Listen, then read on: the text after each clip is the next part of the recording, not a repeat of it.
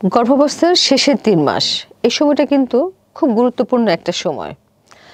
যদিও গর্ভাবস্থার প্রতিটা সময়ই গুরুত্বপূর্ণ, তারপরেও আমরা বলে থাকি যে শেষের ৩ মাস একটু বেশিই গুরুত্বপূর্ণ। কারণ এই ৩ মাসেই কিন্তু বাচ্চার যে গঠন বা যে শারীরিকভাবে যে বাড়তে থাকে বাচ্চা, সেটা কিন্তু এই সময়টাতেই বেশি হয়ে থাকে। কাজে এই সময়টায় যদি কোনোভাবে মা অপুষ্ট থাকে, সে যদি খাবার-দাবারটা ঠিকমতো না গ্রহণ করে, সে যদি নিজের ব্যাপারে সচেতন না হয়, তাহলে কিন্তু বাচ্চার যে গ্রোথ, শারীরিক গ্রোথ সেটাতে প্রতিবন্ধকতা তৈরি হতে পারে। বাচ্চার যে সঠিক সময়ে যে সঠিক ওজনটা হওয়ার কথা ছিল, সেটা কিন্তু নাও হতে পারে। বাচ্চা সময়ের তুলনায় ছোট হতে পারে, অপুষ্ট হতে পারে, এমনকি বাচ্চা পেটেও মারা যেতে পারে।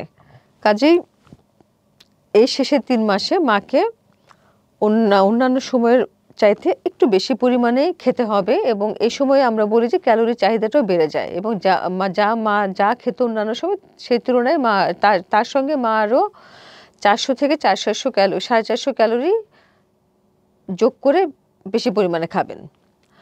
তারপর হচ্ছে এই সময়টাতে মাকে অবশ্যই বাচ্চার নড়াচড়া খেয়াল করতে হবে, কারণ এই সময়টা বাচ্চার নড়াচড়ার পরিমাণটা সবচেয়ে ভালো বোঝা যায়। আর যদি কোনো কারণে নড়াচড়া কমে যায়, তাহলে ভাবতে হবে যে তার হয়তোবা কোনো সমস্যা থাকতে পারে। আর নড়াচড়ার ক্ষেত্রে আমরা বলে থাকি যে আপনি হচ্ছে সারাদিন ১২ ঘন্টায়, যেটা আমরা বলি যে সকাল ৯টা থেকে রাত ৯টা অথবা প্রতিবেলা খাবার পর ১ ঘন্টা করে আপনি বাচ্চার নড়াচড়া খেয়াল করবেন এবং সারাদিনে ১০ থেকে ১২ বার অথবা ৩ বেলায় ১ ঘন্টা করে প্রতিবারে সে ৩ থেকে ৪ বার, অর্থাৎ ৩ বেলায় ১ ঘন্টা করে যদি সে ৩ বার নড়াচড়া খেয়াল করে, তাহলে কিন্তু ১২ বার হয়ে যাচ্ছে। হয় সারাদিনে ১২ বার অথবা ৩ বেলায় যোগ করে ১২ বার। যদি নড়াচড়াটা সে পেয়ে থাকে শেষের ৩ মাসে, তাহলে আমরা বলবো যে তার জন্য বাচ্চা সুস্থ আছে। আর যদি কোনো কারণে নড়াচড়া ১০ বারে কমে যায় এবং সেটা যদি তার থাকতেই থাকে ২-১ দিন বা কয়েকদিন যাবত, তাহলে অবশ্যই ডাক্তারের শরণাপন্ন হতে হবে। তারপরে আসি, এই সময় মার হচ্ছে কয়েকটা ব্যাপার সচেতন হতে হয় যে সে কিছু ব্যথা হতে পারে এই সময় মায়ের তলপেটে কিছু ব্যথা হতে পারে। যেহেতু শেষের দিকে মারা এসে কমপ্লেন করে যে তার তলপেটে একটা অস্বস্তি বা একটা ব্যথা হচ্ছে এবং ব্যথাটা তার মানে তার স্বাভাবিক কাজকর্মে হ্যাম্পার করছে। এ সময় কিন্তু এটা ডেলিভারি ব্যথা নাও হতে পারে। ডেলিভারি ব্যথার কিছু ক্রাইটেরিয়া থাকে, যে কিন্তু যদি সেই ক্রাইটেরিয়া সে ডেলিভারি ব্যথার মতো না হয়, তাহলে এই ব্যথাটাকে আমরা বলে থাকি ফলস পেন। এবং এই ব্যথাটা এমন হয় যে সারাক্ষণ থাকে। সে রোগীরা এসে বলে যে ২-৩ দিন থেকেই ব্যথাটা যাচ্ছে না এবং ব্যথার সাথে তার হচ্ছে যে তার এমনও হতে পারে তার পায়খানা কষা থাকতে পারে। হ্যাঁ? তার হচ্ছে যে প্রস্রাবের একটু জ্বালা-পোড়াও থাকতে পারে। আর হচ্ছে যে তার এমন হতে পারে কোনো সমস্যাই নেই, তাও তার একটা অস্বস্তি, একটা ব্যথা রয়েই যাচ্ছে। সেটাকে আমরা বলে থাকি ফলস পেন। এবং এই ব্যথা যদি তার আ কিছু ওষুধ, যেমন হচ্ছে যে অ্যান্টিস্পাজমোটিক, যেমন অ্যালজিন কি ভিসেরালজিন নামে কিছু ওষুধ আছে, সেটা যদি সে খেয়ে সেবন করার পর যদি চলে যায়, তাহলে কিন্তু আমরা বলবো এটা ফলস পেন। আর হচ্ছে তার যদি ব্যথাটা যদি তার কনস্টিপেশন বা কোষ্ঠকাঠিন্যর সাথে হয়, তাহলে কিন্তু মাকে বলা হয়ে থাকে যে আপনি এই ব্যাপারে আপনার কোষ্ঠকাঠিন্য দূর করবেন, অথবা যদি প্রস্রাবে জ্বালা-পোড়ার সাথে হয়ে থাকে, তাহলে বেশি বেশি করে পানি খাবেন অথবা ডাক্তারের শরণাপন্ন হয়ে ওষুধ সেবন করবেন, তাহলে ব্যথাটা চলে যাবে। আর এ সময় যখন মারা চেকআপে আসে, তখন কিন্তু তাদের সেই অন্যবারের মতোই তার প্রেশার দেখা হয়, তার অ্যানিমিয়াটা দেখা হয়। কেননা প্রেশার যদি তার বেড়ে যায়, তাহলে কিন্তু তার এই প্রেশার বাড়তি থেকে তার প্রি-এক্লাম্পসিয়া হতে পারে।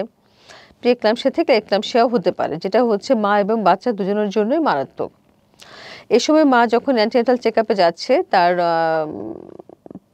এটাও দেখা হয়, তার পেটটাও পরীক্ষা করা হয় যে পেটে বাচ্চার গ্রোথটা ঠিকমতো হচ্ছে কিনা। তার যে জরায়ুটা মাপা হয় পেটে এবং এটাকে আমরা বলি ফান্ডাল হাইট।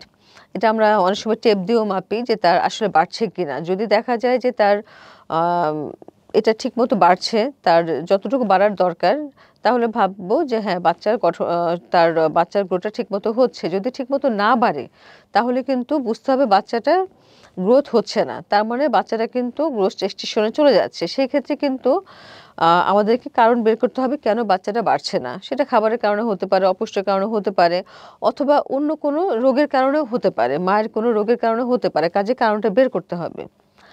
আর এ সময় হচ্ছে মা আসার আমরা বাচ্চার যন্ত্র দিয়ে হোক বা কানে স্টেথো লাগিয়ে হোক বাচ্চার হার্টবিটটা চেক করা হয় শেষের ৩ মাসে। কারণ এই সময় বাচ্চার হার্টবিটটা নরমাল রেঞ্জে থাকতে হয়। নরমাল আমরা বলি যে ১২০ এর উপর থেকে যদি ১৫০ এর মধ্যে থাকে বা ১৬০ এর নিচে থাকে, সেটা হচ্ছে নরমাল হার্টবিট বাচ্চার জন্য। বাচ্চার যে হার্টবিটটা সেটা। যদি কোনো কারণে সেটা ১২০ এর নিচে চলে যায় এবং সেটা যদি ১৬০ এর উপর উঠে যায়, সেক্ষেত্রে আমরা বলি বাচ্চার অ্যাবনরমাল হার্টবিট হচ্ছে এবং সেটা কেন হচ্ছে সেটা আমাদেরকে বের করতে হবে।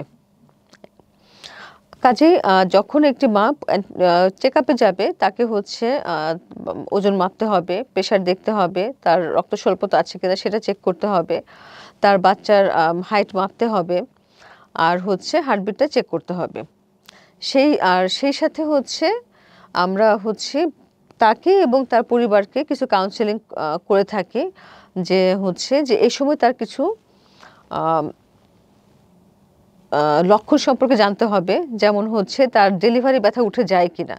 ডেলিভারি ব্যথাটা হচ্ছে সেরকম যে ব্যথাটা কোমর থেকে শুরু হয়ে তলপেটে চলে আসবে এবং ব্যথাটা আস্তে আস্তে নিচের দিকে চলে যাবে এবং ব্যথাটা একটানা থাকবে না। হয়তোবা ১০ মিনিট পর প্রথম দিকে হয়তোবা তার ১৫-২০ মিনিট পর আসবে একবার।